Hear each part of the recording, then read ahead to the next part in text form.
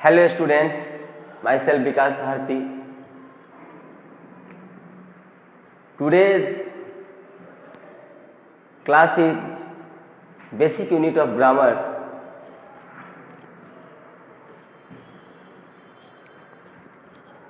Emphatic sentence. Emphatic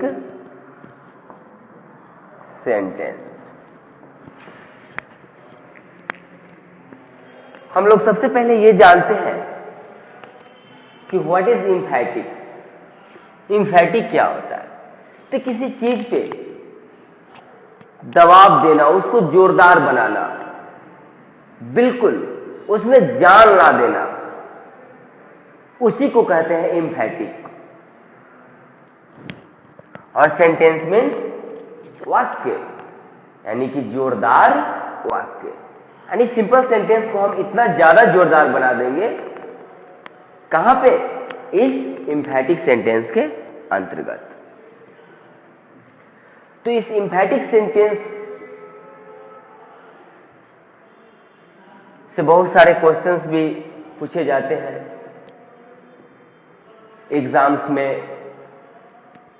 उसके बाद आपको ऑब्जेक्टिव टाइप क्वेश्चन में भी ऑप्शन दे देता है और क्वेश्चन को डाल देता है, उसमें से चूज करना पड़ता है कि कौन से सेंटेंस इम्फैटिक है और नॉन इम्फैटिक है। तो वही चीज हम लोग आज पढ़ेंगे इम्फैटिक सेंटेंस के बारे में। तो आप लोगों ने टेंस पढ़ा होगा। जब आप लोगों ने टेंस पढ़ा होगा तो टेंस में देखा होगा कि डू डज का यूज, डू और डज का यूज। उसके बाद से ये आपने पढ़ा होगा प्रेजेंट टेंस में,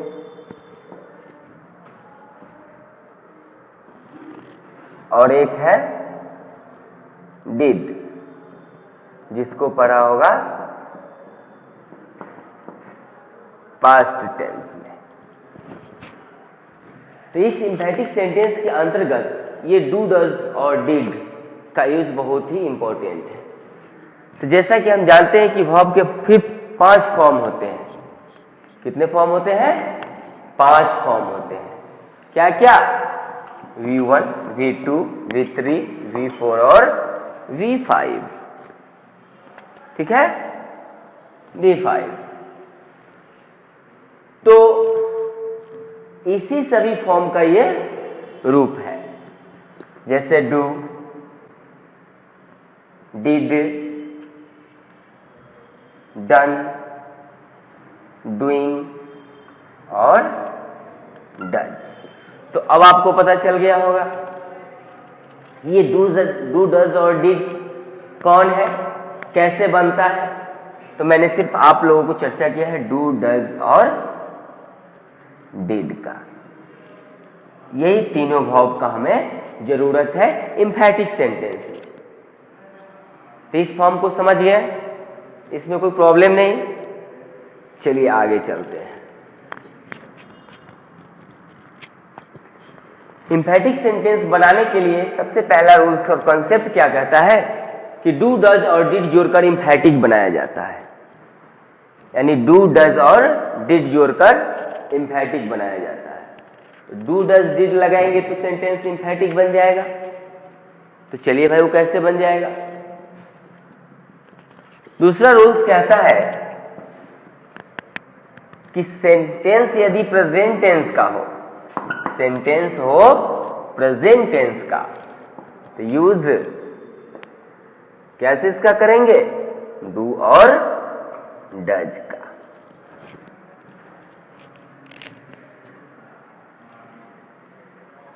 यदि सेंटेंस पास्ट टेंस का हो तो यूज करेंगे डिड। आ रही बात समझ में? टेंस तो आप लोगों ने पढ़ा ही होगा। तो प्रेजेंट टेंस का सेंटेंस होगा तो यूज करेंगे डू डज, और पास्ट टेंस का सेंटेंस होगा तो यूज करेंगे डिड। क्योंकि डिड को आपने अभी दिखाया था मैंने 5 फॉर्म में वर्ब को करके, तो आपने देखा था कि ये जो है V2 के फॉर्म में है, यानी V2 के फॉर्म में है, यानी कि डिड होगा। तो डिड है तो पास्ट में।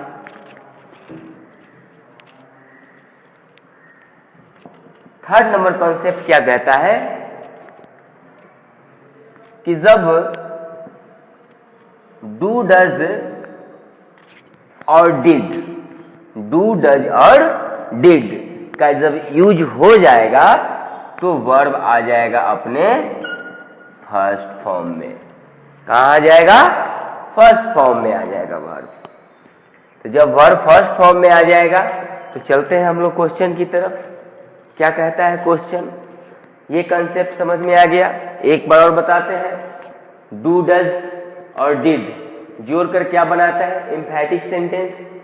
प्रेजेंट टेंस का सेंटेंस होगा तो डू डज, पास्ट टेंस का सेंटेंस होगा तो डिड। प्रेजेंट टेंस सेंटेंस में डू डज का यूज होगा और पास्ट टेंस का होगा तो डिड। जब ये तीनों का जब यूज करना होगा तो वर्ब जो होगा सेंटेंस में वह अपने फर्स्ट फॉर्म में आ जाएगा। ठीक है,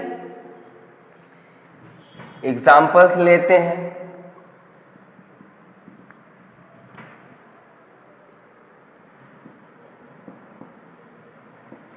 सी कुक्ड फूड, सी कुक्ड फूड, ये रहा क्वेश्चन। कैसे इसको आंसर तैयार करेंगे? अब इसको चेंज करना है हमें एम्फैटिक सेंटेंस में। तो पहला कॉन्सेप्ट क्या कहता है कि सेंटेंस यदि प्रेजेंट का होगा तो डू डज और पास्ट का होगा तो डिड। तो सेंटेंस क्या चीज का है? वर्ब है यहाँ पे। तो किसी भी सेंटेंस में वर्ब से पता चलता है कि वह सेंटेंस किस फॉर्म में है। वह वर्ब से ही पता चलता है कि वह सेंटेंस किस टेंस में है। तो हमारा वर्ब कहाँ है? ये रहा कुक्ड। तो इससे पता चलेगा कि यह पास्ट टेंस में है। किस में है? पास्ट टेंस में है। तो पास्ट टेंस में है तो क्या लगेगा भाई? डिड, डिड लगेगा। तो सी डिड। कोई दिक्कत? Any problem? उसके बाद पास्ट टेंस का हो गया, डिड लगा दिए। अब कह रहा है कि डू डज डिड का यूज होगा तो वर्ब कहाँ आ जाएगा? V1 यानी कि फर्स्ट फॉर्म में। तो वर्ब आ जाएगा फर्स्ट फॉर्म में यानी कि ये सेकेंड फॉर्म में है। तो ये हो जाएगा कुक फूड यानी कि क्वेश्चन एम्फैटिक सेंटेंस कंप्लीट। पहले कह रहा था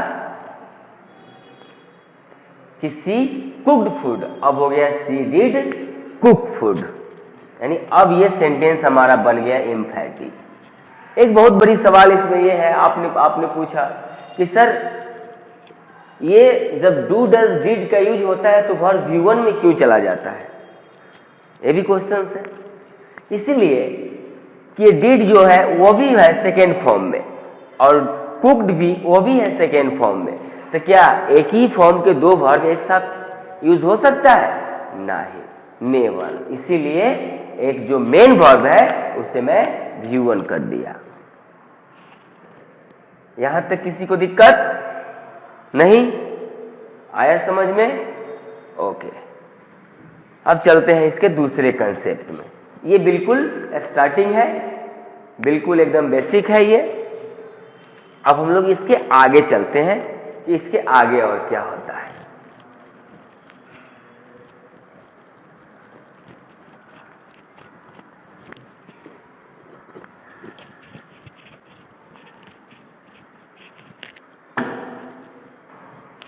आगे है, कभी कभी क्वेश्चन आ जाएगा जैसे ही हैज अ कार।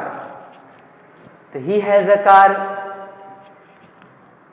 यानी कि उसके पास कार है, वह एक कार रखता है या उसे एक कार है। इसका मतलब यही होती है। तो इसको हम एम्फैटिक कैसे करेंगे अगर इस तरह के क्वेश्चन आ जाते हैं? तो मेरा फोर्थ कॉन्सेप्ट कहता है कि जब हैज हैव आता हो, जब सेंटेंस में हैज हैव आता हो तो हैज हैव आएगा तो उसमें भी डू डज का यूज करके उसमें एम्फैटिक बनाएंगे। तो आप जानते हैं कि singular subject always carry singular verb और plural subject always carry plural verb. तो हैज हैव यानी हैज सिंगुलर है और हैव प्लूरल है। तो ही हैज अ कार, अब कैसे डू डज करेंगे? तो ये क्या है? ही सिंगुलर सब्जेक्ट है, तो इसके साथ वर्ब भी क्या? सिंगुलर, यानी डू डज। तो क्या लगेगा? डज। जब डू डज जब लग जाएगा, सेकेंड मेथड कहता है कि जब इसमें भी कि डू डज यूज हो जाएगा तो वर्ब आ जाएगा, तो केवल क्या चीज का यूज होगा? केवल हैव लगेगा। हैव। जब डू डज का यूज हो जाएगा तो हैव लगेगा, यानी कि अब हैज नहीं लगेगा।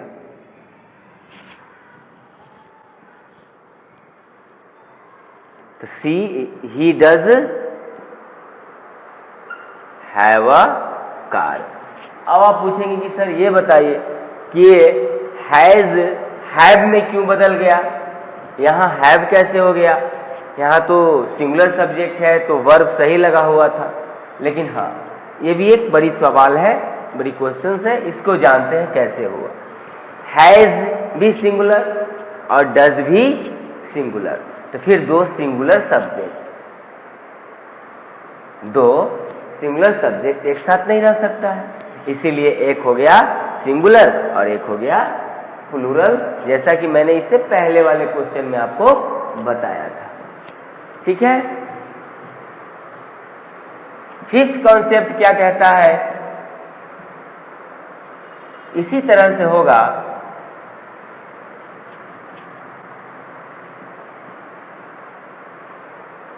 कि सी हैड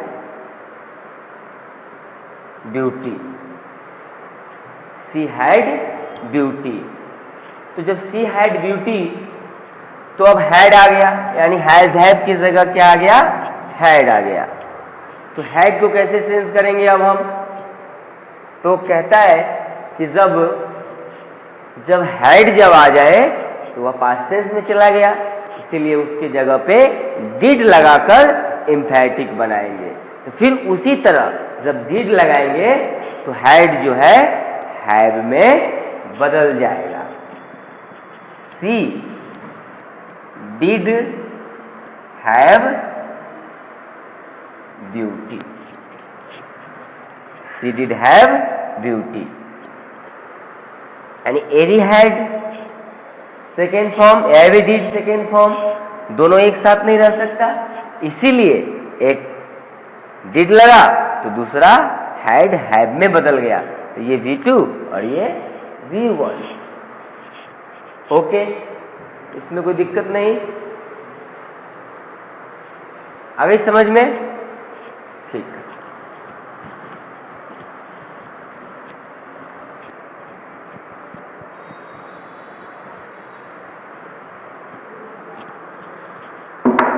अब हम लोग जानेंगे कि एम्फैटिक यानी कि इम्परेटिव सेंटेंस को एम्फैटिक कैसे करते हैं।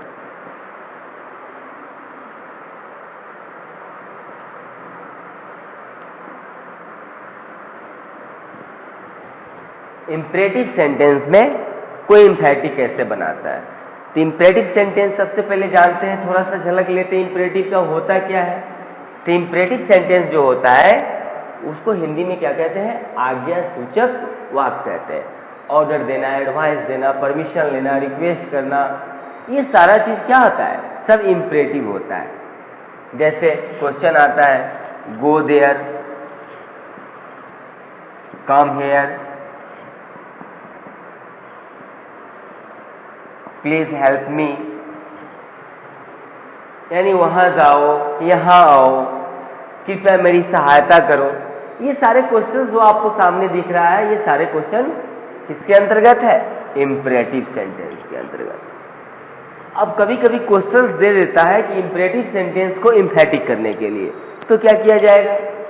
तो कंसेप्ट कहता है कि जब सेंटेंस जो हो इम्परेटिव सेंटेंस के अंतर्गत हो, जब सेंटेंस इंपरेटिव सेंटेंस के अंतर्गत हो तो वर्ब के पहले डू और डज नो, केवल डू जोड़कर एम्फैटिक बनाया जाता है।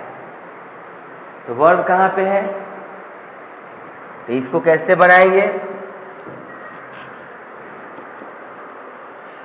डू गो देयर, यानी वर्ब कहां है, गो, तो गो से पहले लग जाएगा डू।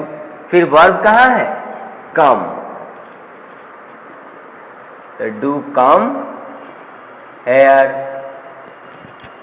अब कहां पे है verb, please help me, please तो वर्ब है नहीं, हेल्प है वर्ब, तो क्या करेंगे, प्लीज डू हेल्प मी। आई बात समझ में, बिल्कुल वही करना है कि जब सेंटेंस इंपरेटिव सेंटेंस के अंतर्गत हो तो डू सिर्फ जोड़कर, वो भी कहां, सिर्फ वर्ब के पहले डू जोड़कर एम्फैटिक बनाएंगे। तो जहां पे वर्ब लेकिन सेंटेंस इंपरेटिव सेंटेंस में होगा तब डू जोड़कर। तो आज आपने एम्फैटिक सेंटेंस देखा, ये बिल्कुल बेसिक यूनिट है, इससे बहुत सारे क्वेश्चंस जो है आप लोगों के बुक, जो ग्रामर का बुक है उसमें भी ये सारे क्वेश्चंस देता है। आपको बहुत सारे एक्सरसाइज इस तरह की सॉल्व करना पड़ता है, जिसके लिए आपको बेसिकली ये पढ़ना ही पड़ता है। तो आज की क्लास में हम लोगों ने एम्फैटिक सेंटेंस के बारे में पढ़ा, तो ये क्लियर, इसमें कोई प्रॉब्लम नहीं, that's all, thank you class.